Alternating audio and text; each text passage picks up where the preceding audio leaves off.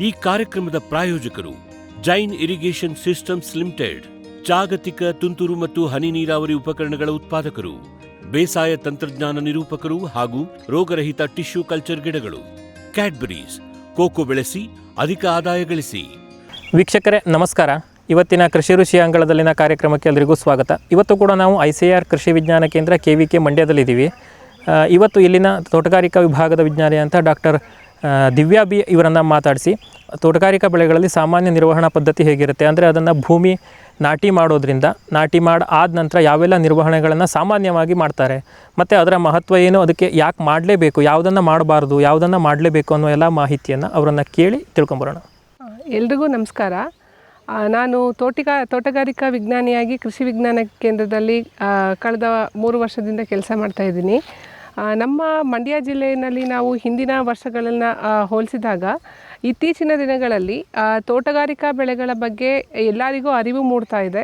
ತೋಟಗಾರಿಕಾ ಬೆಳೆಗಳ ಲಾಭದಾಯಕ ಬೆಳೆ ಅಂತ ಎಲ್ಲರಿಗೂ ಮನವರಿಕೆ ಆಗ್ತಿರೋದ್ರಿಂದ ಇದರ ವಿಸ್ತೀರ್ಣ ವೇಗಗತಿಯಲ್ಲಿ ಹರಡ್ತಾ ಇದೆ. ಮುಂಚೆ ಎಲ್ಲನೂ ನಾವು ಮಂಡ್ಯ ಜಿಲ್ಲೆನ ಭತ್ತದ ಜಿಲ್ಲೆ ಅಂತಲೇ ಕರಿತಾ ಇದ್ವಿ. ಆದರೆ ಇಲ್ಲಿ ಈಗ ತೆಂಗು ಮತ್ತು ಅಡಿಕೆ ಬೆಳೆಗಳು ಮತ್ತು ಬಾಳೆ ಇವುಗಳು ಹೆಚ್ಚಿನ ವಿಸ್ತೀರ್ಣವನ್ನು ಆವರಿಸ್ತಾ ಇದೆ. ಇತ್ತೀಚಿನ ದಿನಗಳಲ್ಲಿ ನಮಗೆ ನಾವೆಲ್ಲರೂ ಕಂಡಿರೋ ಹಾಗೆ ಹವಾಮಾನ ವೈಪರೀತ್ಯ ಇವಾಗ ನಾವು ನೋಡಿದ್ದೀವಿ. ಲಾಸ್ಟ್ ಇಯರ್ ನಮ್ಮ ಮಾವಿನಲ್ಲಿ ಫಸಲಿನ ವ್ಯತ್ಯಾಸವಾಯಿತು. ಇದಕ್ಕೆ ಮುಖ್ಯವಾಗಿ ಯಥೇಚ್ಛವಾದ ಉಷ್ಣಾಂಶ ಕಾರಣವಾಗುತ್ತೆ. ಈ ಎಲ್ಲ ವೈಪರೀತ್ಯಗಳನ್ನು ಈ ಹವಾಮಾನ ವೈಪರೀತ್ಯನ ನಾವು ಫೇಸ್ ಮಾಡಬೇಕಂತ ಹೇಳಿದ್ರೆ ಸಮಗ್ರ ಬೇಸಾಯ ಪದ್ಧತಿಯನ್ನು ಅಳವಡಿಸ್ಕೊಳ್ಳೋದು ತುಂಬ ಮುಖ್ಯವಾಗುತ್ತೆ. ಈಗ ಸದ್ಯದಲ್ಲಿ ನಾವೆಲ್ಲ ಮುಂಗಾರಿನ ಹಂತದಲ್ಲಿರೋದ್ರಿಂದ ತೋಟಗಾರಿಕಾ ಬೆಳೆಗಳಲ್ಲಿ ಯಾವ ರೀತಿ ನಾವು ಭೂಮಿನ ಸಿದ್ಧತೆ ಮಾಡ್ಕೊಳ್ಬೇಕು ಅಥವಾ ಯಾವ ರೀತಿ ನಾವು ಪ್ಲ್ಯಾನ್ ಮಾಡಬೇಕು, ನಮ್ಮ ಬೆಳೆಗಳನ್ನು ಕರೆಕ್ಟಾಗಿ ನಾವು ತಗೊಳ್ಬೇಕು ಅನ್ನೋದು ಮುಖ್ಯವಾಗುತ್ತೆ. ಈ ನಿಟ್ಟಿನಲ್ಲಿ ಈಗ ನಾವು ತೋಟಗಾರಿಕಾ ಬೆಳೆಗಳಲ್ಲಿ ಸಾಮಾನ್ಯವಾಗಿ 5 ವಿಭಾಗಗಳಿದ್ದಾವೆ. ಒಂದು ತರಕಾರಿ ಬೆಳೆ ವಿಭಾಗ, ಇನ್ನೊಂದು ಹಣ್ಣಿನ ಬೆಳೆ ವಿಭಾಗ, ಸಾಂಬಾರು ಪದಾರ್ಥಗಳು ಅಥವಾ ಪಟ್ಟಿ ಬೆಳೆಗಳ ವಿಭಾಗ ಅಂತ ಕರಿತೀವಿ, ಮತ್ತು ಕೊಯ್ಲೋತ್ತರ ತಂತ್ರಜ್ಞಾನ ವಿಭಾಗ ಹಾಗೂ ಹೂ ಕೃಷಿ ವಿಭಾಗಗಳಲ್ಲಿ ಆಗಿ ನಾವು ವಿಂಗಡಣೆ ಮಾಡ್ತೀವಿ. ಇಲ್ಲಿ ಹಣ್ಣು ಮತ್ತು ಬಹುವಾರ್ಷಿಕ ಬೆಳೆಗಳಿಗೆ ವಿವಿಧವಾಗಿರುವಂಥ ಹವಾಮಾನಗಳು ಬೇಕಾಗುತ್ತೆ, ವಿವಿಧವಾದ ಬೇಸಾಯ ಪದ್ಧತಿಗಳು ಬೇಕಾಗುತ್ತೆ. ಇನ್ನು ತರಕಾರಿ ಮತ್ತು ಹೂ ಕೃಷಿಗೆ ನಾವು ಬೇರೆ ರೀತಿಯಾದಂತಹ ಬೇಸಾಯ ಕ್ರಮಗಳನ್ನು ಅನುಸರಿಸಬೇಕಾಗುತ್ತೆ. ಯಾಕಂತ ಹೇಳಿದ್ರೆ ತರಕಾರಿ ಬೆಳೆಗಳು ಮತ್ತು ಹೂ ಬೆಳೆಗಳು ಸಾಮಾನ್ಯವಾಗಿ ಏಕವಾರ್ಷಿಕ ಅಥವಾ 2-3 ಸೀಸನ್ನಲ್ಲಿ ಮುಗಿಯುವಂಥದ್ದಾಗಿರುತ್ತೆ. ಈ ಹಣ್ಣುಗಳು ಮತ್ತು ಪಟ್ಟಿ ಸಾಂಬಾರ ಪದಾರ್ಥಗಳೆಲ್ಲ ಬಹುವಾರ್ಷಿಕ ಬೆಳೆಗಳಾಗಿರೋದ್ರಿಂದ ನಾವು ಪ್ರಾರಂಭಿಕ ಹಂತದಲ್ಲಿ ಅವುಗಳನ್ನು ನಾಟಿ ಮಾಡಬೇಕಾದ್ರೇ ನಾವು ಹೆಚ್ಚಿನ ಸೂಕ್ತವಾದ ಕ್ರಮಗಳನ್ನು ಅನುಸರಿಸಬೇಕಾಗುತ್ತೆ. ಇಲ್ಲಿ ಮೊದಲನೆಯದಾಗಿ ನಮ್ಮ ವಾತಾವರಣಕ್ಕೆ ಯಾವುದು ಬೆಳೆಗಳು ಸೂಕ್ತವಾಗಿರುತ್ತೆ ಅಂಥ ಬೆಳೆಗಳ ಮಾಹಿತಿಗಳನ್ನು ನಾವು ವೈಜ್ಞಾನಿಕವಾಗಿ ಎಲ್ಲಿ ಸಿಗುತ್ತೆ ಅಂತಹ ಕೇಂದ್ರಗಳಿಂದ ಸಂಗ್ರಹಣೆ ಮಾಡಿ ನಮ್ಮ ಭೂಮಿಗೆ ಅದು ಸೂಕ್ತವೋ ಇಲ್ವೋ ಅಂತ ನಾವು ವಿವೇಚನೆಯಿಂದ ಆಯ್ಕೆ ಮಾಡುವಂಥದ್ದು ಮುಖ್ಯವಾಗುತ್ತೆ. ಯಾಕಂದರೆ ನಮ್ಮ ಉಷ್ಣಾಂಶ ವಲಯಗಳಲ್ಲಿ ಬೆಳೆಯುವಂತಹ ಬೆಳೆಗಳು ಮತ್ತು ಶೀತ ಪ್ರದೇಶಗಳಲ್ಲಿ ಬೆಳೆಯುವಂಥ ಬೆಳೆಗಳಿಗೆ ತುಂಬ ವ್ಯತ್ಯಾಸವಿರುತ್ತೆ. ಆದ ಕಾರಣ ನಮ್ಮ ಹವಾಮಾನಕ್ಕೆ ಅನುಗುಣವಾಗಿ ಮತ್ತು ಮಣ್ಣಿಗೆ ಅನುಗುಣವಾಗಿ ನಾವು ಬೆಳೆಗಳನ್ನು ಆಯ್ಕೆ ಮಾಡಬೇಕಾಗತ್ತೆ. ತದನಂತರ ಆವಾಗಲೇ ಹೇಳಿದಾಗೆ ಮಣ್ಣನ್ನು ಆಯ್ಕೆ ಮಾಡುವಂಥದ್ದು, ನಾವು ಯಾವುದೇ ಬೆಳೆಗಳನ್ನು ಆಯ್ಕೆ ಮಾಡಬೇಕಾದ್ರೆ ಅಥವಾ ನಾಟಿ ಮಾಡಬೇಕಾದ್ರೆ ಫಸ್ಟು ಮಣ್ಣಿನ ಪರೀಕ್ಷೆ ಮಾಡಿಸುವಂಥದ್ದು. ಮಣ್ಣಿನ ಪರೀಕ್ಷೆಯನ್ನು ಸಾಮಾನ್ಯವಾಗಿ ಎಲ್ಲ ಕೃಷಿ ವಿಜ್ಞಾನ ಕೇಂದ್ರಗಳಲ್ಲಿ ಮಣ್ಣಿನ ಪರೀಕ್ಷೆಗಳನ್ನು ಮಾಡ್ತಾರೆ. ಆ ಮಣ್ಣಿನ ಪರೀಕ್ಷೆ ಆಧಾರದ ಮೇಲೆ ನಮ್ಮ ಮಣ್ಣು ನಾವು ಆಯ್ಕೆ ಮಾಡುವಂತಹ ಗಿಡಗಳಿಗೆ, ಆಯ್ಕೆ ಮಾಡುವಂತಹ ಬೆಳೆಗಳಿಗೆ ಸೂಕ್ತವಾಗಿದೆಯಾ ಇಲ್ವಾ ಅಂತ ನಾವು ಅದನ್ನು ದೃಢೀಕರಿಸ್ಕೊಂಡು ವಿಜ್ಞಾನಿಗಳೊಂದಿಗೆ ಚರ್ಚೆ ಮಾಡಿ ತದನಂತರ ನಾವು ನಾಟಿನ ಮಾಡುವಂಥದ್ದು ಬಹು ಮುಖ್ಯವಾಗಿದ್ದು. ಮತ್ತು ನೆಕ್ಸ್ಟ್ ಇಂಪಾರ್ಟೆಂಟ್ ಅಂತ ಹೇಳಿದ್ರೆ ನಾವು ಬಿತ್ತನೆ ಬೀಜಗಳನ್ನು ಅಥವಾ ಈಗ ನಾವು ಏನು ಸಸಿಗಳನ್ನು ಆಯ್ಕೆ ಮಾಡ್ತೀವಿ ಅಂಥದ್ದು ಸಾಮಾನ್ಯವಾಗಿ ಈ ತೆಂಗು, ಅಡಿಕೆ ಇವುಗಳನ್ನೆಲ್ಲ ನೀವು ಆಯ್ಕೆ ಮಾಡಬೇಕಿದ್ರೆ ಬೀಜಗಳಿಂದ ನಾವು ಸಸ್ಯ ಅಭಿವೃದ್ಧಿ ಮಾಡ್ತೀವಿ. ಬೀಜಗಳನ್ನು ಆಯ್ಕೆ ಮಾಡುವಂಥದ್ದು ತುಂಬ ಮುಖ್ಯ. ಇನ್ನು ನೀವು ನೋಡ್ತಿರೋಗೆ ಹಲಸು, ಮಾವು, ಸೀಬೆ, ಸಪೋಟ ಇವುಗಳೆಲ್ಲ ಕಸಿ ಮಾಡಿರೋಂಥ ಏನು ಸಸಿಗಳನ್ನು ನೀವು ತಗೊಳ್ಳುವಂಥದ್ದು. ಈ ಥರ ನೀವು ಆಯ್ಕೆ ಮಾಡಬೇಕಾದ್ರೆ ಎಲ್ಲಿ ನಿಮಗೆ ಟ್ರಸ್ಟ್ ವರ್ದಿ ಅಂತ ಹೇಳ್ತೀವಿ ಆ ಥರ ಕೇಂದ್ರಗಳಿಗೆ, ಈಗ ಉದಾಹರಣೆಗೆ ನಮ್ಮ ಕೃಷಿ ವಿಜ್ಞಾನ ಕೇಂದ್ರ ಆಗಿರ್ಬೋದು ಅಥವಾ ತೋಟಗಾರಿಕಾ ಇಲಾಖೆಗಳಿಂದ ಸಿಗುವಂಥ ಸಸಿಗಳು ನಿಮಗೆ ಹೆಚ್ಚು ಪ್ರಯೋಜನಕಾರಿಯಾಗ್ತವೆ. ಯಾಕಂದರೆ ಇಲ್ಲಿ ನಿಮಗೆ ಉತ್ತಮ ರೀತಿ ಗುಣಮಟ್ಟದ ಮತ್ತು ದೃಢೀಕೃತ ಸಸಿಗಳನ್ನು ಮಾರಾಟ ಮಾಡಲಾಗುತ್ತೆ. ಇದನ್ನು ಯಾಕೆ ಇದು ಬಹಳ ಮುಖ್ಯವಾಗುತ್ತೆ ಅಂತ ಹೇಳಿದ್ರೆ, ಉದಾಹರಣೆಗೆ ನಾವು ಹಲಸನ್ನ ಅಥವಾ ಮಾವನ್ನ ತಗೊಂಡಾಗ ಸುಮಾರು ನಿಮಗೆ ಇಳುವರಿ ಕೊಡಲಿಕ್ಕೆ ಇದು 5 ವರ್ಷ 6 ವರ್ಷ ಆಗುತ್ತೆ. ಇಳುವರಿ ಕೊಡುವಂಥ ಟೈಮಲ್ಲಿ ನಿಮಗೆ ಆ ಫಲ ಬಿಡುವಂತಹ ಗಿಡಗಳ ಆಯ್ಕೆ ಸರಿ ಇಲ್ಲ ಅಂತ ಗೊತ್ತಾದಾಗ ನಮಗೆ 6 ವರ್ಷ ವೇಸ್ಟ್ ಆಗುತ್ತೆ. ಮತ್ತು ಈ ಗಿಡಗಳು ನಿಮಗೆ ಸುಮಾರು 30-35 ವರ್ಷದಷ್ಟು ನಮಗೆ ಎಕನಾಮಿಕ್ ಈಲ್ಡ್ ಅಂತ ಹೇಳ್ತೀವಿ. ಎಕನಾಮಿಕ್ ಈಲ್ಡ್ ನಿಮಗೆ ಸಿಗುವಂಥದ್ದು 30 ವರ್ಷ 35 ವರ್ಷದವರೆಗೆ. ನೀವು ಪ್ರಾರಂಭಿಕ ಹಂತದಲ್ಲಿ ನೀವು ನಾಟಿ ಮಾಡುವಂಥ ಸಸಿಗಳು, ಆ ಸಸಿಗಳ ಆಯ್ಕೆ ಸರಿ ಇಲ್ಲ ಅಂತ ಹೇಳಿದ್ರೆ ನಿಮಗೆ ನಷ್ಟ ಆಗುವಂಥ ಸಾಧ್ಯತೆಗಳು ಹೆಚ್ಚಾಗಿ ಆಗಿರೋದ್ರಿಂದ ಪ್ರಾರಂಭಿಕ ಹಂತದಲ್ಲಿ ನೀವು ಏನು ಸಸಿಗಳನ್ನು ಆಯ್ಕೆ ಮಾಡುವಂಥದ್ದು ತುಂಬ ಮುಖ್ಯವಾಗುತ್ತೆ. ಅದಕ್ಕಾಗಿ ಹೆಚ್ಚಾಗಿ ನೀವು ಈ ಥರ ಸರ್ಕಾರಿ ಅಥವಾ ಅರೆ ಸರ್ಕಾರಿ ಕಚೇರಿಗಳಲ್ಲಿ ಅಥವಾ ಇಲಾಖೆಗಳಲ್ಲಿ ದೃಢೀಕರಿಸಿದಂತಹ ಸಸಿಗಳನ್ನು ಆಯ್ಕೆ ಮಾಡೋದು ತುಂಬ ಪ್ರಮುಖವಾಗಿರುತ್ತದೆ. ಮತ್ತು ಆಗಲೇ ಹೇಳ್ದಂಗೆ ಮಣ್ಣು ಪರೀಕ್ಷೆ ಮಾಡಿ, ಮಣ್ಣು ಪರೀಕ್ಷೆ ಆಧಾರದ ಮೇಲೆ ನೀವು ನಿಮ್ಮ ಭೂಮಿಗೆ ಸೂಕ್ತವಾದಂಥ ಬೆಳೆಗಳನ್ನು ಆಯ್ಕೆ ಮಾಡುವಂಥದ್ದು ತುಂಬ ಮುಖ್ಯ. ಮತ್ತು ಬಹುವಾರ್ಷಿಕ ಬೆಳೆಗಳಲ್ಲಿ ನಾವು ನಾಟಿ ಮಾಡಬೇಕಾದ್ರೆ ಗಿಡದಿಂದ ಗಿಡಕ್ಕೆ ಅಥವಾ ಸಾಲಿನಿಂದ ಸಾಲಿಗೆ ನೀವು ಎಷ್ಟು ಏನು ಅಂತರನ್ನು ಮೇಂಟೈನ್ ಮಾಡ್ತೀವಿ ಅನ್ನೋದು ಇಂಪಾರ್ಟೆಂಟ್ ಆಗುತ್ತೆ. ಇಲ್ಲಿ ಸಾಮಾನ್ಯವಾಗಿ ನಾವು ಕನ್ಸಿಡರ್ ಮಾಡಬೇಕಾಗಿರೋದು, ನೀವು ಏಕ ಬೆಳೆಗಳನ್ನು ನಾಟಿ ಮಾಡ್ತೀವಿ ಅಂತ ಹೇಳಿದಾಗ ಅಥವಾ ಬಹು ಬೆಳೆಗಳನ್ನು ನಾಟಿ ಮಾಡ್ತೀವಿ ಅಂತ ಹೇಳಿದಾಗ ನಾವು ಯಾವ ರೀತಿ ಸಿದ್ಧತೆ ಮಾಡ್ಕೊಳ್ಬೇಕು ಅಂತ ನಾವು ಯೋಚನೆ ಮಾಡಬೇಕು. ಏಕ ಬೆಳೆ ಪದ್ಧತಿಯಲ್ಲಿ ಹೋದಾಗ ನೀವು ಅಧಿಕ ಸಾಂದ್ರತೆ ಏನು ಬೆಳೆಗಳನ್ನು ನೀವು ಆಯ್ಕೆ ಮಾಡ್ಕೊಳ್ಬಹುದು. ಇಲ್ಲ ನಾನು ಬಹು ಬೆಳೆಗಳನ್ನು, ಮಿಶ್ರ ಬೆಳೆಗಳನ್ನು ಆಯ್ಕೆ ಮಾಡ್ತೀನಿ ಅಂತ ಹೇಳಿದಾಗ ಅಧಿಕ ಸಾಂದ್ರತೆ ಬೆಳೆಗಳ ಬದಲು ಅಧಿಕ ಸಾಂದ್ರತೆ ಸ್ಪೇಸಿಂಗನ್ನು ನೀವು ಮೇಂಟೈನ್ ಮಾಡೋದ್ರ ಬದಲು ನೀವು ಪ್ರಾಪರಾಗಿ ಸ್ಪೇಸಿಂಗ್, ಅದು ಎಷ್ಟು ಸ್ಪೇಸಿಂಗ್ ಇರುತ್ತೋ ಅಷ್ಟು ಸ್ಪೇಸಿಂಗ್ ಕೊಟ್ಟು, ಯಾಕಂದರೆ ಎಲ್ಲ ಗಿಡಗಳಿಗೂ ಈಕ್ವಲ್ ಆಗಿ ನಮಗೆ ಸೂರ್ಯನ ಕಿರಣಗಳು ಮತ್ತು ಮಣ್ಣಿನ ಪೋಷಕಾಂಶಗಳು, ಗಾಳಿ ಎಲ್ಲ ಅವಶ್ಯಕತೆ ಎಲ್ಲ ಗಿಡಗಳಿಗೂ ಇರುತ್ತೆ. ಅದೆಲ್ಲ ಈಕ್ವಲ್ ಆಗಿ ಹೋಗಬೇಕಾಗಿರೋ ಕಾರಣ ನೀವು ಅಧಿಕ ಸಾಂದ್ರತೆ ಮಾಡಿದಾಗ ಅಲ್ಲಿ ಹೆಚ್ಚು ಮಿಶ್ರ ಬೆಳೆಗೆ ನಮಗೆ ಅವಕಾಶ ಇರೋದಿಲ್ಲ. ಏಕ ಬೆಳೆ ಮಾಡ್ತೀವಿ ಅಂತ ಹೇಳಿದಾಗ ನೀವು ಅಧಿಕ ಸಾಂದ್ರತೆ ಬೆಳೆಗಳಿಗೆ ಹೋಗ್ಬೋದು. ಹೆಚ್ಚಾಗಿ ಹಲಸಿನಲ್ಲಿ ಇವಾಗ ನಾವು ಅಧಿಕ ಸಾಂದ್ರತೆ ನೋಡ್ತೀವಿ, ಸೀಬೆಯಲ್ಲಿ ನೋಡ್ತೀವಿ, ಸಪೋಟ ಮತ್ತು ಮಾವಿನಲ್ಲಿ ನಾವು ಅಧಿಕ ಸಾಂದ್ರತೆ ಬೆಳೆಗಳನ್ನ ನೋಡ್ತೀವಿ, ಬೆಳೆ ಪದ್ಧತಿನ. ಮತ್ತು ನೀವು ಅಧಿಕ ಸಾಂದ್ರತೆ ಬೆಳೆ ಪದ್ಧತಿಗೆ ಹೋದಾಗ ಕಸಿ ಗಿಡಗಳನ್ನು ನೀವು ಆಯ್ಕೆ ಮಾಡೋದು ತುಂಬ ಮುಖ್ಯವಾಗುತ್ತೆ. ನಾಟಿ ಗಿಡಗಳಲ್ಲಿ ನಾವು ಅಧಿಕ ಸಾಂದ್ರತೆ ಪದ್ಧತಿನ ಅಳವಡಿಸ್ಕೊಳ್ಳೋದು ಸ್ವಲ್ಪ ಪ್ರಮಾಣದಲ್ಲಿ ಕಷ್ಟ ಆಗುತ್ತೆ. ಮತ್ತು ಅಧಿಕ ಸಾಂದ್ರತೆ ಪದ್ಧತಿನಲ್ಲಿ ನೀವು ಗಿಡಗಳ ಕೆನೋಪಿ ಮ್ಯಾನೇಜ್ಮೆಂಟ್ ಅಂತ ಕರಿತೀವಿ ನಾವು. ಅಂದರೆ ಅದನ್ನು ಕಾಲಕ್ಕೆ ನೀವು ಏನು ಅದನ್ನು ರೆಂಬೆ ಕೊಂಬೆಗಳನ್ನು ನೀವು ಕಟ್ ಮಾಡೋವಂಥದ್ದು ತುಂಬ ಮುಖ್ಯವಾಗುತ್ತೆ. ಈ ರೀತಿ ಮಾಡಿದಾಗ ಗಿಡಗಳು ಅತಿ ಹೆಚ್ಚು ಅದರ ವೆಜಿಟೇಟಿವ್ ಗ್ರೋತ್ ಹೆಚ್ಚು ಬೆಳೆದಲೆ ಸೂರ್ಯನ ಕಿರಣಗಳು ಮತ್ತು ಏನು ಏರೇಷನ್ ಅಂತ ಏನು ಹೇಳ್ತೀವಿ, ಇದು ಈಕ್ವಲ್ ಆಗಿ ಗಿಡಗಳಿಗೆ ಬೀಳಬೇಕು. ಮತ್ತು ಒಂದರಿಂದ ಒಂದು ತುಂಬ ಒತ್ತೊತ್ತಾಗಿರೋದ್ರಿಂದ ರೋಗ ಹರಡುವಂಥ ಚಾನ್ಸಸ್ ಜಾಸ್ತಿ ಇರುತ್ತೆ. ಇವುಗಳನ್ನೆಲ್ಲ ನಾವು ತಡೆಗಟ್ಟಬೇಕು ಅನ್ನೋ ಉದ್ದೇಶದಿಂದ ಕೆನೋಪಿ ಮ್ಯಾನೇಜ್ಮೆಂಟು ಅಧಿಕ ಸಾಂದ್ರತೆ ಪದ್ಧತಿಗೆ ಹೋದಾಗ ತುಂಬ ಮುಖ್ಯವಾಗುತ್ತೆ. ವಿಶ್ವದಾದ್ಯಂತ ಪೇಟೆಂಟ್ ಪಡೆದ ನ್ಯಾನೋ ತಂತ್ರಜ್ಞಾನದಲ್ಲಿ ತಯಾರಾದ ನೂವಾಲ್ಗಿ ದ್ರಾವಣ. ನೂವಾಲ್ಗಿ ಉಪಯೋಗಿಸಿದ ಮೇಲೆ ತುಂಬ ಇಳುವರಿನೂ ಬಂದಿದೆ. ಕಾಳು ಮೆಣಸಿಗಂತೂ ಭಾಳ ಚೆನ್ನಾಗಿ ಬರುತ್ತೆ. ರೇಷ್ಮೆ ಎಲೆನೂ ಚೆನ್ನಾಗಿ ಬರ್ತದೆ. ಗಿಡಗಳು ತುಂಬ ಚೆನ್ನಾಗಿ ಬೆಳವಣಿಗೆ ಆಯಿತು. ಯಾವುದೇ ರಾಸಾಯನಿಕ ಅಥವಾ ವಿಶೇಷ ಗೊಬ್ಬರಗಳ ಗೊಡವೆ ಇಲ್ಲದೆ ಎಲ್ಲ ಬೆಳೆಗಳಲ್ಲಿ ಉತ್ತಮ ಗುಣಮಟ್ಟದ ಅಧಿಕ ಫಸಲನ್ನು ಪಡೆಯಿರಿ. ಯಾವಾಗಲೂ ನನ್ನ ಇರೋವರೆಗೂ ನೂವಾಲ್ಗಿ ಅಂತೂ ಬಿಟ್ಟು ಬಾಳಲ್ಲ ಅಂತ ಒಂದು ಭರವಸೆ ಕೊಡ್ತೀನಿ. ಜೈನ್ಸ್ ಜಗತ್ತಿನ ಅತಿದೊಡ್ಡ ಅಂಗಾಂಶ ಕೃಷಿ ಪ್ರಯೋಗಾಲಯ ಹಾಗೂ ಟಿಸಿ ಗಿಡಗಳ ಉತ್ಪಾದಕರು. ಸಮೃದ್ಧ ಇಳುವರಿಗೆ ಜೈನ್ ಜೀನೇನ್, ಯಾಲಕ್ಕಿ, ನೇಂದ್ರನ್ ಹಾಗೂ ಕೆಂಪು ಬಾಳೆ ಸಸಿಗಳು, ದಾಳಿಂಬೆ, ಭಗವತಳಿಯ ರೋಗಮುಕ್ತ ಸಸಿಗಳು, ಲಕ್ನೋ 49 ಪೇರಳೆ, ಸ್ಟ್ರಾಬೆರಿ ಇತ್ಯಾದಿ ಗಿಡಗಳು ಯೋಗ್ಯ ಬೆಲೆಯಲ್ಲಿ. ಅಂಗಾಂಶ ಕೃಷಿಯ ಜಾಗತಿಕ ಬ್ರ್ಯಾಂಡ್ ಜೈನ್. ಫ್ಯೂಚರ್ ಬಯೋಟೆಕ್ ಸಾವಯವ ಕೃಷಿಯ ವೇಗವರ್ಧಕ. ಪೋಷಕಾಂಶ ಪೂರೈಕೆಗೆ ಎನ್ಪಿಕೆ ಕಲ್ಚರ್, ವ್ಯಾಮ್, ಪಿಎಸ್ಪಿ ಮತ್ತು ಕೆಎಂಬಿ. ಜೈವಿಕ ರೋಗ ಕೀಟ ನಿಯಂತ್ರಣಕ್ಕೆ ಟ್ರೈಕೋಡರ್ಮಾ, ಸೂಡೋಮೊನಾಸ್. ಸಾವಯವ ಗೊಬ್ಬರ ಉತ್ಪಾದನೆಗೆ ಕಾಂಪೋಸ್ಟ್ ಕಲ್ಚರ್. ಹೂವು ಕಾಯಿ ಉದುರುವ ಸಮಸ್ಯೆಗೆ ಕಾಮಧೇನು ಮತ್ತು ಸತ್ವ. ಮಣ್ಣಿನ ಆರೋಗ್ಯ ವೃದ್ಧಿಗೆ ಫ್ಯೂಚರ್ ಬಯೋಟೆಕ್, ಧಾರವಾಡ.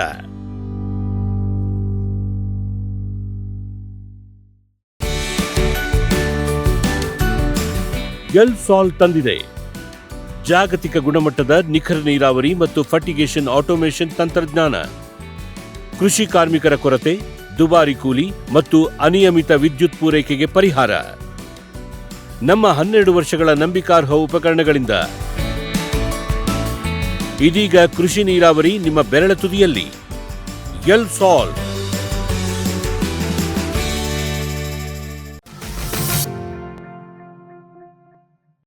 ಇನ್ನು ನೀವು ಮಿಶ್ರ ಬೆಳೆ ಅಥವಾ ಅಂತರ ಬೆಳೆಗಳನ್ನು ನೀವು ಮಾಡ್ಕೊಳ್ಳೋದಾದರೆ ಬಹುವಾರ್ಷಿಕ ಬೆಳೆಗಳಲ್ಲಿ ಮುಖ್ಯವಾಗಿರುವಂಥ ಬೆಳೆ ಜೊತೆ ಯಾವುದೇ ರೀತಿ ಕಾಂಪಿಟೇಷನ್ ಕೊಡಬಾರ್ದು. ಅಂಥ ಗಿಡಗಳನ್ನು ನಾವು ಆಯ್ಕೆ ಮಾಡಬೇಕಾಗುತ್ತೆ. ಕೆಲವೊಂದು ಗಿಡಗಳು ಮಿಶ್ರ ಬೆಳೆಗೆ ಸೂಕ್ತವಾಗಿರೋದಿಲ್ಲ. ಬಟ್ ಹಲವಾರು ತೋಟಗಾರಿಕಾ ಬೆಳೆಗಳು ನಾವೀಗ ಏನು ವಾಣಿಜ್ಯವಾಗಿ ಬೆಳೀತಿದ್ದೀವಿ, ಆ ವಾಣಿಜ್ಯವಾಗಿ ಬೆಳೀತಿರುವಂಥ ಅನೇಕ ಬೆಳೆಗಳನ್ನು ಈಗ ಆಲ್ರೆಡಿ ತೋಟಗಾರಿಕಾ ವಿಶ್ವವಿದ್ಯಾನಿಲಯ ಮತ್ತು ಕೃಷಿ ವಿಶ್ವವಿದ್ಯಾನಿಲಯದ ಅಡಿಯಲ್ಲಿ ಅನೇಕ ಸಂಶೋಧನೆಗಳಾಗಿ ನಮ್ಗೆ ಆಲ್ರೆಡಿ ಇವಾಗ ಅದು ಲಿಸ್ಟ್ ಇದೆ, ನಮಗೆ ಯಾವ ಬೆಳೆಗಳು ಸೂಕ್ತವಾಗಿರುತ್ತೆ ಅಂತ.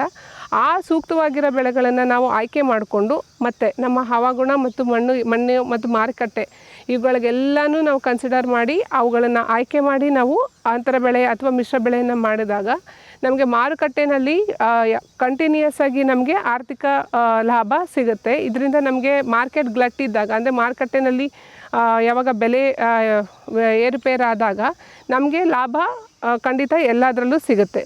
ಮತ್ತು ಆವಾಗಲೇ ಹೇಳ್ತಿದ್ದಂಗೆ ಬೆಳೆ ನಾವು ತಗೊಳ್ಬೇಕಾದ್ರೆ ಕಾಂಪಿಟೇಷನ್ ಇರಬಾರ್ದು. ಇನ್ನೊಂದು ಮುಖ್ಯವಾಗಿ ನಾವು ಕನ್ಸಿಡರ್ ಮಾಡಬೇಕಾಗಿರೋದು, ನಾವು ಮೇಯ್ನ್ ಮುಖ್ಯ ಬೆಳೆಗೆ ಯಾವ ಪೋಷಕಾಂಶಗಳನ್ನು ಬೇಸಾಯ ಪದ್ಧತಿಗಳನ್ನು ಅಳವಡಿಸ್ತೀವಿ ಅದನ್ನು ಸಪ್ರೇಟು, ಮತ್ತು ಅಂತರ ಬೇಸಾಯ ಪದ್ಧತಿಯಾಗಿ ನಾವು ಯಾವ ಬೆಳೆಗಳನ್ನು ಹಾಕ್ತೀವಿ ಅದಕ್ಕೆ ಸಪ್ರೇಟ್ ಬೇಸಾಯ ಪದ್ಧತಿಗಳನ್ನು ನಾವು ಅನುಸರಿಸಬೇಕು.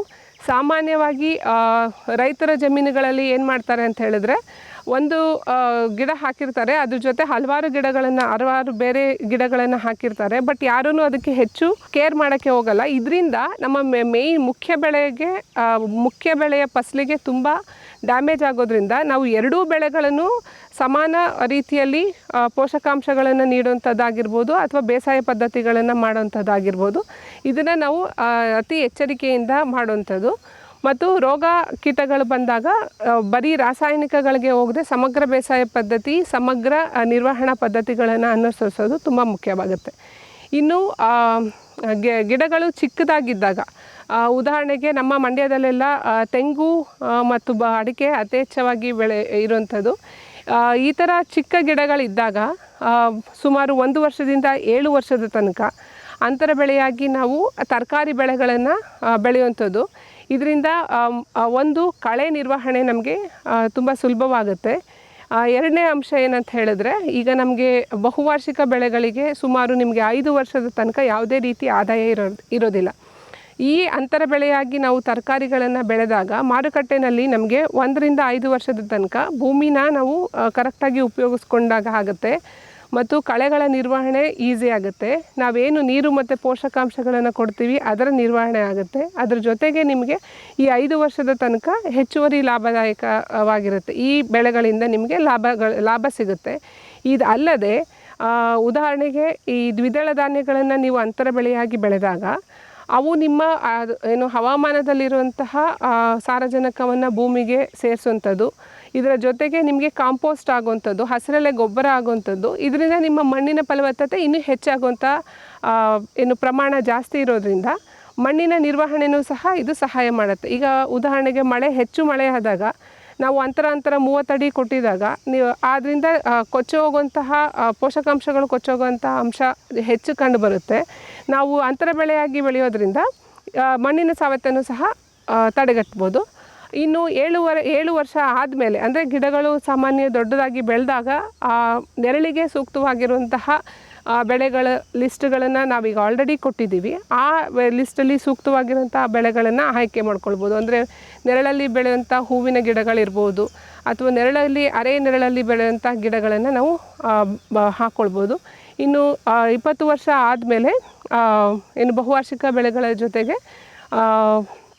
ಗಿಡಗಳು, ಈ ನುಗ್ಗೆ ಗಿಡ ಆಗಿರ್ಬೋದು, ಪಪಾಯ ಅಥವಾ ಕರಿಬೇವು, ನಿಂಬೆ ಈ ಥರ ಗಿಡಗಳನ್ನು ಸಹ ನೀವು ಹಾಕ್ಕೊಳ್ಬೋದು. ಇದರಿಂದ ನಿಮಗೆ ಹೆಚ್ಚಿನ ಲಾಭ ಬರುತ್ತೆ ಮತ್ತು ಲ್ಯಾಂಡ್ ಯುಟಿಲೈಸೇಷನ್ ಅಂತ ಹೇಳ್ತೀವಿ, ಭೂಮಿನ ನಾವು ಹೆಚ್ಚಿನ ಪ್ರಮಾಣದಲ್ಲಿ ಸೂಕ್ತವಾಗಿ ಉಪಯೋಗಿಸ್ಕೊಳ್ಳೋಕ್ಕೆ ಸಹಾಯ ಆಗುತ್ತೆ. ಇನ್ನು ಮುಂಗಾರು ಟೈಮ್ಗಳಲ್ಲಿ ಈಗ ಆಲ್ರೆಡಿ ಗಿಡಗಳು ನಾಟಿ ಮಾಡಿರುವಂತಹ ಗಿಡಗಳಲ್ಲಿ ಮುಂಗಾರು ಟೈಮಲ್ಲಿ ನಾವು ಉಳುಮೆನ ಮಾಡಬೇಕು. ಸಾಮಾನ್ಯವಾಗಿ ಬಹುವಾರ್ಷಿಕ ಬೆಳೆಗಳಲ್ಲಿ ನಾವು ವರ್ಷಕ್ಕೆ 2 ಬಾರಿ ಆದರೂ ಗೊಬ್ಬರಗಳನ್ನು ಉಣಿಸ್ಬೇಕು ಅಂತ ಹೇಳ್ತೀವಿ. ಇಲ್ಲಿ ನಾವು ಕೇವಲ ರಾಸಾಯನಿಕ ಮಾತ್ರವಲ್ಲದೆ ಸಮಗ್ರ ಪೋಷಕಾಂಶ ಪದ್ಧತಿಗಳನ್ನು ಅನುಸರಿಸಿಕೊಂಡು ನಾವು ಗಿಡಗಳಿಗೆ ಪೋಷಕಾಂಶ ನಿರ್ವಹಣೆ ಮಾಡೋದು ತುಂಬ ಮುಖ್ಯವಾಗುತ್ತೆ. ಇದರಿಂದ ನಮ್ಮ ಮಣ್ಣಿನ ಆರೋಗ್ಯಕ್ಕೆ ಯಾವುದೇ ರೀತಿ ಹಾನಿಯಾಗೋದಿಲ್ಲ. ಮತ್ತು ಈಗ ಆಲ್ರೆಡಿ ಮುಖ್ಯವಾಗಿ ನಮ್ಮ ಮಂಡ್ಯ ಜಿಲ್ಲೆಯಲ್ಲಿ ಎಲ್ಲಿ ತೋಟಗಾರಿಕಾ ಬೆಳೆಗಳನ್ನು ನಾವು ಕಾಣ್ತಿದ್ದೀವಿ, ಇದು ಮುಂಚೆ ಭತ್ತದ ಭೂಮಿಯಿಂದ ರಿಪ್ಲೇಸ್ ಆಗಿರೋಂಥದ್ದು.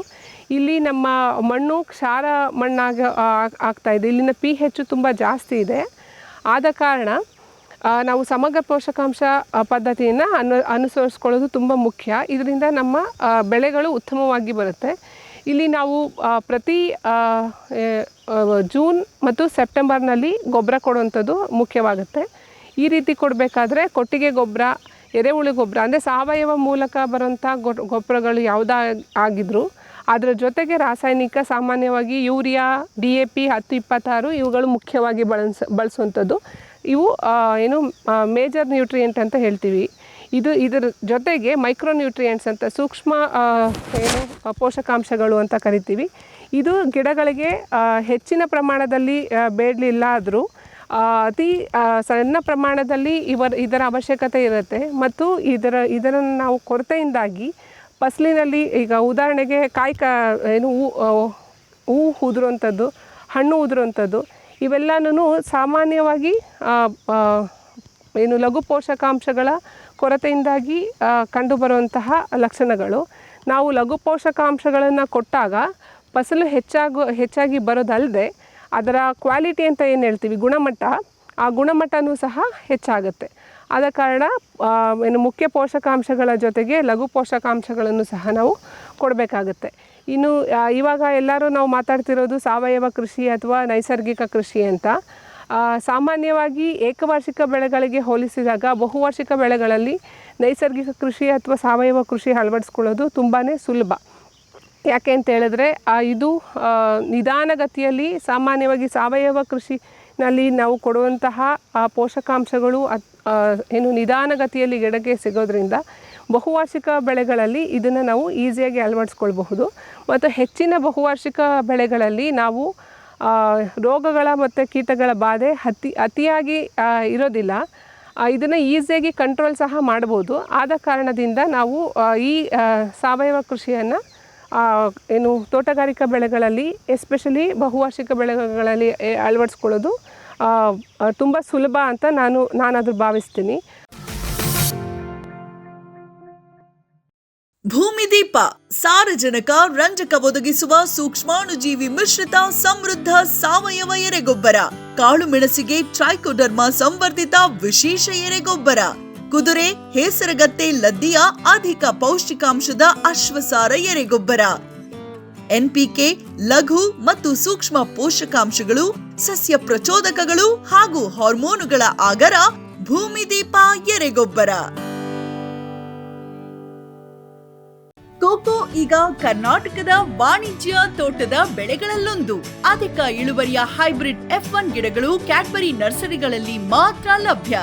ಗಿಡ ಬೇಕಾದವರು ಕ್ಯಾಡ್ಬರಿ ಅಧಿಕಾರಿಗಳನ್ನು ಸಂಪರ್ಕಿಸಿ.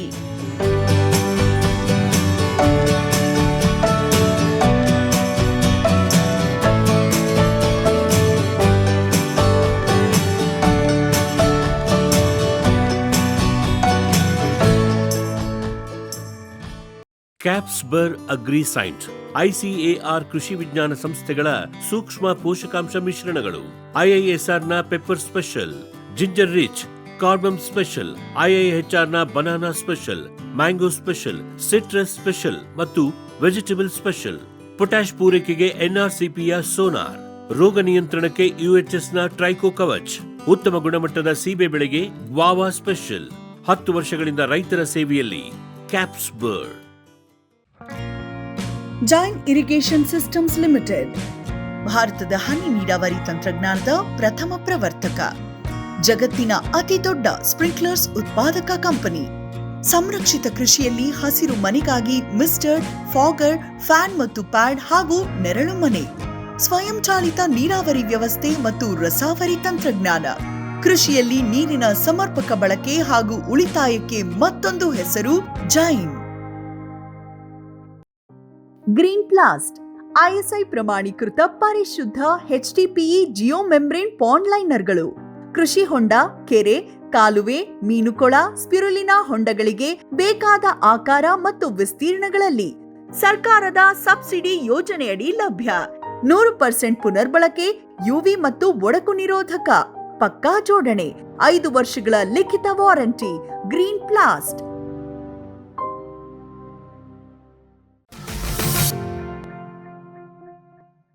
ಆವಾಗಲೇ ಹೇಳ್ತಾ ಇದ್ದೆ, ಪ್ರಾರಂಭಿಕ ಹಂತದಲ್ಲಿ ನಾವು ಗುಂಡಿಗಳನ್ನು ತೆಗಿತೀವಿ. ಸಾಮಾನ್ಯವಾಗಿ 1 ಅಡಿ ಅಥವಾ 2 ಅಡಿ ಏನು ಹೇಳ್ತೀವಿ, ಮರಳು ಮಿಶ್ರಿತ ಭೂಮಿಯಾಗಿದ್ದರೆ 1 ಅಡಿ ಆಳದಲ್ಲಿ ನಾವು ಗುಂಡಿಗಳನ್ನು ತೆಗಿತೀವಿ. ತುಂಬ ಚೌಳು ಮಣ್ಣುಗಳಾಗಿದ್ದರೆ 1.5-2 ಅಡಿ ಆಳದಲ್ಲಿ ನಾವು ಗುಂಡಿಗಳನ್ನು ತೆಗೆದು ಗುಂಡಿ ಒಳಗಡೆ ಸಾಕಷ್ಟು ಪ್ರಮಾಣದಲ್ಲಿ ಕನಿಷ್ಠ 10ರಿಂದ 15 kg ಅಥವಾ ನಾವು 20 kg ಹೇಳ್ತೀವಿ ಅಷ್ಟು ಕೊಟ್ಟಿಗೆ ಗೊಬ್ಬರ, ಅಂದರೆ ಎನ್ರಿಚ್ಡ್ FIM ಅಂತ ಟ್ರೈಕೋಡರ್ಮ ಜೈವಿಕ ಗೊಬ್ಬರಗಳನ್ನು ಗೊಬ್ಬರಯುಕ್ತ ಕೊಟ್ಟಿಗೆ ಗೊಬ್ಬರಗಳು ಅಂತ. ಹಂಗಂತ ಅಂದರೆ ಈ ಟ್ರೈಕೋಡರ್ಮ, ಸೂಡೋಮೋನಾಸ್ ಮತ್ತು ವ್ಯಾಮ್ ಅಂತ ಕರಿತೀವಿ, ವ್ಯಾಸ್ಕ್ಯುಲಾರ್ ಆರ್ಬೆಸ್ಕ್ಯುಲಾರ್ ಮೈಕೋರೈಸಾ, ಈ ಜೈವಿಕ ಜೀವಾಣುಗಳು ಭೂಮಿನಲ್ಲಿ ಯಥೇಚ್ಛವಾಗಿ ಬಂದಷ್ಟು ನಮಗೆ ರೋಗಗಳನ್ನು ಭೂಮಿಯಿಂದ ಅಂದರೆ ಮಣ್ಣಿನಿಂದ ಹರಡುವಂಥ ರೋಗಗಳನ್ನು ತಡಿಲಿಕ್ಕೆ ಇವು ಸಹಾಯ ಮಾಡ್ತವೆ. ಟ್ರೈಕೋಡರ್ಮ, ಸೂಡೋಮೋನಾಸ್ ಇವು. ಇನ್ನು ವ್ಯಾಸ್ಕ್ಯುಲಾರ್ ಆರ್ಬೆಸ್ಕ್ಯುಲಾರ್ ಮೈಕೋರೈಸಾ ಅನ್ನೋ ಸೂಕ್ಷ್ಮಾಣುಜೀವಿ ಭೂಮಿಯ ಆಳದಲ್ಲಿ ಇರುವಂಥ ನೀರಿನ ಅಂಶವನ್ನು ಗಿಡಗಳಿಗೆ ಒದಗಿಸಲಿಕ್ಕೆ ಸಹಾಯ ಮಾಡುತ್ತೆ. ಈಗ ಸಾಮಾನ್ಯವಾಗಿ ನಾವು ಲಾಸ್ಟ್ ಇಯರ್ ನಮಗೆ ನಾವು ಅನುಭವಿಸಿದ್ದಾಗೆ ಎಲ್ಲ ಕಡೆ ಬರಗಾಲ ಹೆಚ್ಚಾಗಿತ್ತು, ಮಳೆ ಇಲ್ದಲೆ. ಇಂಥ ಸಮಯಗಳಲ್ಲಿ ನಾವು ಈ ವ್ಯಾಮ್ ಅನ್ನೋ ಸೂಕ್ಷ್ಮ ಜೀವಿಗಳನ್ನು ಭೂಮಿಗೆ ಯಥೇಚ್ಛವಾಗಿ ಸೇರಿಸಿದಷ್ಟು ಭೂಮಿನಲ್ಲಿ ಆಳದಲ್ಲಿ ಇರುವಂತಹ ನೀರು ಸಹ ದೊರಕಿದಾಗ ನಾವು ನೀರು ಕೊಡೋಂಥದ್ದು ಮಳೆ ಅಭಾವ ಆಗಿರೋ ಸಂದರ್ಭದಲ್ಲೂ ಸಹ ಗಿಡಗಳಿಗೆ ನೀರಿನಂಶ ದೊರೆಯೋಕ್ಕೆ ಸಹಾಯ ಆಗುತ್ತೆ. ಆದ ಕಾರಣ ನಾವು ಕೊಟ್ಟಿಗೆ ಗೊಬ್ಬರ ಕೊಡೋಂಥ ಟೈಮಲ್ಲಿ ಕನಿಷ್ಠ 1 ಟನ್ ಕೊಟ್ಟಿಗೆ ಗೊಬ್ಬರಕ್ಕೆ 1ರಿಂದ 2 kg ಟ್ರೈಕೋಡರ್ಮ. ನಮ್ಮ ಈ ಉಷ್ಣ ವಲಯಗಳಲ್ಲೆಲ್ಲ ಟ್ರೈಕೋಡರ್ಮ ವಿರಿಡೆ ಅನ್ನೋ ಸ್ಪೀಷೀಸ್ ತುಂಬ ಉಪಯುಕ್ತವಾಗುತ್ತೆ. ಇನ್ನು ನಾವು ಕಾಫಿ ತೋಟ ಇಲ್ಲಿ ಇಂತಹ ಪ್ರದೇಶಗಳಲ್ಲಿ ಟ್ರೈಕೋಡರ್ಮ ಹಾರ್ಸಿಯಾನಮ್ ಅನ್ನೋದನ್ನು ಹೆಚ್ಚಾಗಿ ಬಳಸ್ತೀವಿ. ಟ್ರೈಕೋಡರ್ಮ ವಿರಿಡೆ, ಸೂಡೋಮೋನಾಸ್ ಮತ್ತು ವ್ಯಾಮ್ ಇವುಗಳನ್ನು ನೀವು ಭೂಮಿಗೆ ಹಾಕಿ ಕೊಟ್ಟಿಗೆ ಗೊಬ್ಬರಕ್ಕೆ ಹಾಕಿ ಸುಮಾರು ಒಂದು 15 ದಿನಗಳ ಕಾಲ ಅದನ್ನು ನೆರಳಿನಲ್ಲಿ ಇಡಬೇಕು ಕೊಟ್ಟಿಗೆ ಗೊಬ್ಬರನ. ತದನಂತರ ನೀವು ಭೂಮಿಗೆ ಹಾಕುವಂಥದ್ದು. ಸುಮಾರು 5ರಿಂದ 10 kg ಬೇವಿನ ಹಿಂಡಿನ ನಿಮ್ಮ ಗುಂಡಿಗೆ ಮಿಕ್ಸ್ ಮಾಡೋವಂಥದ್ದು. ಇದ್ರ ಜೊತೆಗೆ ಆಗಲೇ ಹೇಳ್ದಂಗೆ DAP ಮತ್ತು 10-26ನ ಮಿಕ್ಸ್ ಮಾಡೋವಂಥದ್ದು. ಸಮಗ್ರ ಪೋಷಕಾಂಶಗಳ ಪದ್ಧತಿನ ಹಾಕಬೇಕಾದ್ರೆ ನಾವು ಕೇವಲ ಸಾವಯವ ಬಳಸ್ತೀವಿ ಅಂತ ಹೇಳಿದ್ರೆ ನೀವು ರಾಸಾಯನಿಕ ಗೊಬ್ಬರಗಳನ್ನು ತಡೆದು ಸಾವಯವ ಗೊಬ್ಬರಗಳಲ್ಲಿ ಈ ಪೋಷಕಾಂಶಗಳನ್ನು ನೀವು ಸರಬರಾಜು ಮಾಡಬೇಕಾಗುತ್ತೆ. ನಂತರ ನಾಟಿ ಮಾಡುವಂಥದ್ದು. ಸಾಮಾನ್ಯ ನಾವು ಉತ್ತರ ಮತ್ತು ದಕ್ಷಿಣ ಭಾಗದಲ್ಲಿ ಅಂದರೆ ನಾರ್ತ್ ಸೌತ್ ಡೈರೆಕ್ಷನಲ್ಲಿ ನಾವು ನಾಟಿ ಮಾಡೋದು ಅಂತ ಹೇಳ್ತೀವಿ. ಈ ಥರ ನಾವು ನಾಟಿ ಮಾಡಬೇಕು. ಮತ್ತು ಈಗ ಸದ್ಯದ ದಿನಗಳಲ್ಲಿ ನಮಗೆ ತುಂಬ ಮೆನೆಸ್ ಅಂತಲೇ ಹೇಳ್ಬೋದು, ತುಂಬ ಪ್ರಾಬ್ಲಮ್ ಆಗೋವಂಥದ್ದು ಈ ರೋಡೆಂಟ್ಸ್ಗಳು, ಅಂದರೆ ಈ ಕೀಡ ಆಗಿರ್ಬೋದು ಅಥವಾ ಅಳಿಲು ಆಗಿರ್ಬೋದು. ಇವುಗಳಿಗೂ ನಾವು ಸೂಕ್ತ ಕ್ರಮಗಳನ್ನು ತಗೊಳ್ಬೋದು. ಅಂದರೆ ರಿಂಗ್ಗಳನ್ನು ಹಾಕಿ ಗಿಡಗಳನ್ನು ತೋಡಗಳು ಅಥವಾ ಅಳಿಲುಗಳಿಂದ ನಾವು ಸಂರಕ್ಷಿಸ್ಕೊಳ್ಬೇಕು.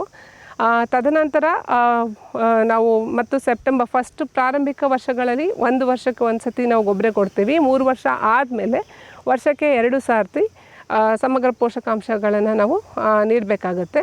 ಇನ್ನು ಮಣ್ಣಿನಲ್ಲಿ ತೇವಾಂಶದ ಆಧಾರದ ಮೇಲೆ ನಾವು ನೀರಾವರಿ ಪದ್ಧತಿನ ಅಳವಡಿಸ್ಕೊಳ್ಬೇಕು. ಈಗ ಆಲ್ರೆಡಿ ಇಲಾಖೆಗಳಲ್ಲಿ ಹನಿ ನೀರಾವರಿ ಪದ್ಧತಿ ಅಂದರೆ ಸೂಕ್ಷ್ಮ ನೀರಾವರಿ ಪದ್ಧತಿಗೆ ಸಾಕಷ್ಟು ಸಬ್ಸಿಡಿಗಳು ಸಹ ಸಿಗ್ತಿರೋದ್ರಿಂದ ಮತ್ತು ಇವಾಗ ಬರಗಾಲ ಹೆಚ್ಚಾಗಿ ನೀರಿನ ಅಭಾವ ಜಾಸ್ತಿ ಆಗಿರೋದ್ರಿಂದ ನಾವುಗಳೆಲ್ಲ ಸೂಕ್ತ ಕ್ರಮಗಳನ್ನು ತಗೊಂಡು ಈ ನಾವೇನು ಫ್ಲಡ್ ಇರಿಗೇಷನ್ ಅಂತ ಕರಿತೀವಿ ಅದನ್ನು ಆದಷ್ಟು ಅವಾಯ್ಡ್ ಮಾಡಿ ಸೂಕ್ಷ್ಮ ನೀರಾವರಿ ಪದ್ಧತಿಗಳನ್ನು ಅಳವಡಿಸ್ಕೊಂಡಾಗ ನೀರಿನ ಬಳಕೆ ಹೆಚ್ಚಾಗುತ್ತೆ. ಆದ ಕಾರಣ ಡ್ರಿಪ್ ಇರಿಗೇಷನನ್ನು ನಾವು ಬಳಸ್ಕೊಳ್ಬೇಕಾಗುತ್ತೆ. ಸಾಮಾನ್ಯವಾಗಿ ಬಹುವಾರ್ಷಿಕ ಬೆಳೆಗಳಲ್ಲಿ ಹೆಚ್ಚು ಡ್ರಿಪ್ ಇರಿಗೇಷನ್ ಸೂಕ್ತವಾಗುತ್ತೆ. ಇನ್ನು ತರಕಾರಿ ಬೆಳೆಗಳಲ್ಲಿ ಅಥವಾ ಹೂವಿನ ಬೆಳೆಗಳಲ್ಲಿ ಆ ಬೆಳೆಗೆ ಅನುಕೂಲವಾಗುವಂತೆ ನಾವು ಹನಿ ನೀರಾವರಿ ಪದ್ಧತಿ ಅಥವಾ ತುಂತುರು ನೀರಾವರಿ ಪದ್ಧತಿನ ಆಯ್ಕೆ ಮಾಡ್ಕೊಳ್ಬೇಕಾಗುತ್ತೆ. ಇದರಿಂದ ವಾಟರ್ ಯೂಸ್ ಎಫಿಷಿಯನ್ಸಿ ಸಹ ಹೆಚ್ಚಾಗುತ್ತೆ, ಅಲ್ಲದೆ ಕಳೆ ಬೆಳೆಯುವಂಥದ್ದು ಸಹ ಕಡಿಮೆ ಆಗುತ್ತೆ. ಮತ್ತು ಹೆಚ್ಚಿನ ತೋಟಗಾರಿಕಾ ಬೆಳೆಗಳಲ್ಲಿ ನಾವು ವಿಡಿಸೈಡ್ಸ್ ಅಂತ ಏನು ಕರಿತೀವಿ, ಕಳೆನಾಶಕಗಳನ್ನು ಸಿಂಪರಣೆ ಮಾಡಲಿಕ್ಕೆ ನಾವು ಮಾಡಬಾರ್ದು ಅಂತ ಹೇಳ್ತೀವಿ. ಯಾಕಂದರೆ ಇದರಿಂದ ನಮ್ಮ ವಾತಾವರಣದಲ್ಲಿ ಪೊಲ್ಯೂಷನ್ ಆಗುತ್ತೆ, ಅದ್ರ ಜೊತೆಗೆ ಮಣ್ಣಿನಲ್ಲೂ ಸಹ ಮಣ್ಣಿನ ಆರೋಗ್ಯ ಹಾಳಾಗೋ ಕಾರಣ ನಾವು ಮ್ಯಾನ್ಯಲಾಗಿ ಮಾಡ್ಕೊಳ್ಬೇಕು. ಅದ್ರ ಬದಲು ನಾನು ಆವಾಗಲೇ ಮೆನ್ಷನ್ ಮಾಡ್ದಂಗೆ ಅಂತರ ಬೇಸಾಯ ಬೆಳೆಗಳನ್ನು ಮಾಡಿದಾಗ ಹೆಚ್ಚಿನ ಕಳೆಯಿಂದ ನಾವು ನಿರ್ವಹಣೆಯನ್ನು ಉತ್ತಮವಾಗಿ ಮಾಡಬಹುದು. ಇದಾಗಿ ಪ್ರತಿ ಬೆಳೆಗಳಿಗೆ ಅನುಗುಣವಾಗಿ ಅಂತರ ಬೇಸಾಯಗಳನ್ನು ನಾವು ಕೈಗೊಳ್ಳಬೇಕಾಗುತ್ತೆ. ನಿಮ್ಮ ಸೂಕ್ತ ಬೆಳೆಗಳಿಗೆ ಆಯಾ ಬೆಳೆಗಳಿಗೆ ತಕ್ಕಂತೆ ನಾವು ಅಂತರ ಬೆಳೆನ ಮಾಡಬೇಕಾಗುತ್ತೆ. ಇನ್ನು ನಾವು ಮಾವಿಗೆ ತಗೊಳ್ಳೋದಾದರೆ ಹೂ ಕಚ್ಚಂಥ ಸಮಯದಲ್ಲಿ ನಾವು ಸಾಮಾನ್ಯ ವೈಟ್ ಫ್ಲೈ ಡ್ಯಾಮೇಜ್ ಜಾಸ್ತಿ ಆಗುತ್ತೆ. ವೈಟ್ ಫ್ಲೈ ಡ್ಯಾಮೇಜ್ ಆಗೋದ್ರಿಂದ ಹೂ ಕಟ್ಟೋಕ್ಕೂ ಮುಂಚೆ ನಾವು ಸಿಂಪರಣೆಯನ್ನು ಮಾಡ್ಕೊಳ್ಬೇಕು. ಇದರಿಂದ ಹೂವು ಪ್ರಾರಂಭಿಕ ಹಂತದಲ್ಲಿ ಈ ನೊಣಗಳು ಹೋಗಿ ಹೂ ಮೇಲೆ ಮೊಟ್ಟೆ ಇಡುವಂಥ ಸಂದರ್ಭದಲ್ಲಿ ನಾವು ಯಾವುದಾದ್ರೂ ಒಂದು ಕೀಟನಾಶಕವನ್ನು ಸಿಂಪರಣೆ ಮಾಡಿದಾಗ ಇದರ ಡ್ಯಾಮೇಜ್ ಕಡಿಮೆ ಆಗುತ್ತೆ. ಈ ರೀತಿ ಬೆಳೆಗಳಿಗೆ ಅನುಸಾರವಾಗಿ ನಾವು ಬೇಸಾಯ ಪದ್ಧತಿಗಳನ್ನು ಅಳವಡಿಸ್ಕೊಳ್ಬೇಕು. ಮತ್ತು ಈಗ ಹೆಚ್ಚು ತರಕಾರಿ ಬೆಳೆಗಳಿಗೆ ನಾವು ನೋಡಿದಾಗ ರಾಸಾಯನಿಕ ಪದ್ಧತಿಗೆ ನಾವು ತುಂಬ ಮೊರೆ ಹೋಗಿದ್ದೀವಿ. ಆಲ್ರೆಡಿ ನಮಗೆಲ್ರಿಗೂ ಗೊತ್ತಿರೋ ಹಾಗೆ ರಾಸಾಯನಿಕಗಳಿಂದ ಅನೇಕ ದುಷ್ಪರಿಣಾಮಗಳನ್ನು ನಾವೀಗ ಆಲ್ರೆಡಿ ಫೇಸ್ ಮಾಡೋಕ್ಕೆ ಸ್ಟಾರ್ಟ್ ಮಾಡಿರೋದ್ರಿಂದ ಕೇವಲ ಅವೈಜ್ಞಾನಿಕ ಮತ್ತು ರಾಸಾಯನಿಕ ಪದ್ಧತಿನ ಬಿಟ್ಟು ಸಮಗ್ರ ಪೋಷಕಾಂಶ ನಿರ್ವಹಣೆ ಅಥವಾ ಸಮಗ್ರ ರೋಗ ನಿರ್ವಹಣೆ ಮಾಡೋದು ತುಂಬ ಅವಶ್ಯಕವಾಗಿರುತ್ತೆ. ಇದಕ್ಕೆ ಮಾಹಿತಿಗಳನ್ನು ಹಲವಾರು ಇಲಾಖೆಗಳಲ್ಲಿ ನಮ್ಮ ಸರ್ಕಾರಿ ಇಲಾಖೆಗಳಲ್ಲಿ ಕೊಡಲಿಕ್ಕೆ ಎಲ್ಲರೂ ಸಿದ್ಧರಿದ್ದೀವಿ.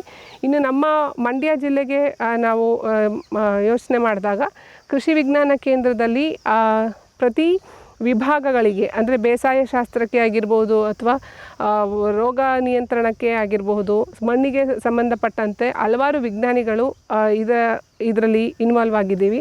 ನಮ್ಮ ರೈತರು ನಮ್ಮ ಕಚೇರಿ ಸಮಯಗಳಲ್ಲಿ ಬಂದು ನಮಗೆ ಮಾಹಿತಿಗಳನ್ನು ಪಡ್ಕೊಂಡು ಸಮಗ್ರ ಬೇಸಾಯ ಪದ್ಧತಿನ ಮಾಡಬೇಕು ಮತ್ತು ಹೆಚ್ಚು ಮಣ್ಣಿನ ಆರೋಗ್ಯದ ಮೇಲೆ ಹೆಚ್ಚಿನ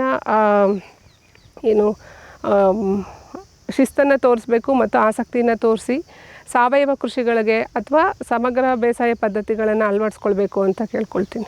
ವೀಕ್ಷಕರೇ, ಇಷ್ಟೊತ್ತು ನಮಗೆ ಡಾಕ್ಟರ್ ದಿವ್ಯಾ ಮೇಡಮ್ ಅವರು ಈ ತೋಟಗಾರಿಕಾ ಬೆಳೆಗಳಲ್ಲಿ ಹತ್ತಿರದಲ್ಲಿ ಅಂದರೆ ಸ್ಪೇಸಿಂಗ್ ಹತ್ತಿರ ಇದ್ದರೆ ಮತ್ತು ದೂರ ಇದ್ದರೆ ಏನೆಲ್ಲ ಪ್ರಯೋಜನಗಳು ಮತ್ತು ಅನಾನುಕೂಲಗಳಾಗುತ್ತೆ, ಹಾಗೆಯೇ ಫ್ಲಡ್ ಇರಿಗೇಷನ್ ಬೇಡ, ಇದರಲ್ಲಿ ಬರ ನಿರ್ವಹಣೆ ಪರಿಸ್ಥಿತಿಗಳಾಗಿರ್ಬೋದು ಅಥವಾ ನೀರು ಕಡಿಮೆ ಇರುವಂಥ ಈ ದಿನಮಾನದಲ್ಲಿ ಹನಿ ನೀರಾವರಿ ಪದ್ಧತಿಯನ್ನೇ ಅನುಸರಿಸಬೇಕು, ಸಮಗ್ರ ಪೋಷಕಾಂಶ ನಿರ್ವಹಣೆಯನ್ನು ಹೇಗೆ ಮಾಡಬೇಕು, ಹಾಗೆ ರೋಗ ಕೀಟ ನಿರ್ವಹಣೆ ಇರ್ಬೋದು, ಇವೆಲ್ಲ ಮಾಡಿದರೆ ತೋಟಗಾರಿಕಾ ಬೆಳೆಗಳಲ್ಲಿ ಉತ್ತಮ ಆದಾಯವನ್ನು ಗಳಿಸಲಿಕ್ಕೆ ಸಾಧ್ಯ ಇದೆ ಅನ್ನೋ ಎಲ್ಲ ಮಾಹಿತಿಯನ್ನು ಸಂಕ್ಷಿಪ್ತವಾಗಿ ನಮಗೆ ತಿಳಿಸ್ಕೊಟ್ಟಿದ್ದಾರೆ.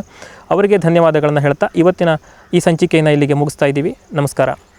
ಈ ಕಾರ್ಯಕ್ರಮದ ಪ್ರಾಯೋಜಕರು ಜೈನ್ ಇರಿಗೇಷನ್ ಸಿಸ್ಟಮ್ಸ್ ಲಿಮಿಟೆಡ್, ಜಾಗತಿಕ ತುಂತುರು ಮತ್ತು ಹನಿ ನೀರಾವರಿ ಉಪಕರಣಗಳ ಉತ್ಪಾದಕರು, ಬೇಸಾಯ ತಂತ್ರಜ್ಞಾನ ನಿರೂಪಕರು ಹಾಗೂ ರೋಗರಹಿತ ಟಿಶ್ಯೂ ಕಲ್ಚರ್ ಗಿಡಗಳು. ಕ್ಯಾಡ್ಬರೀಸ್, ಕೋಕೋ ಬೆಳೆಸಿ ಅಧಿಕ ಆದಾಯ ಗಳಿಸಿ.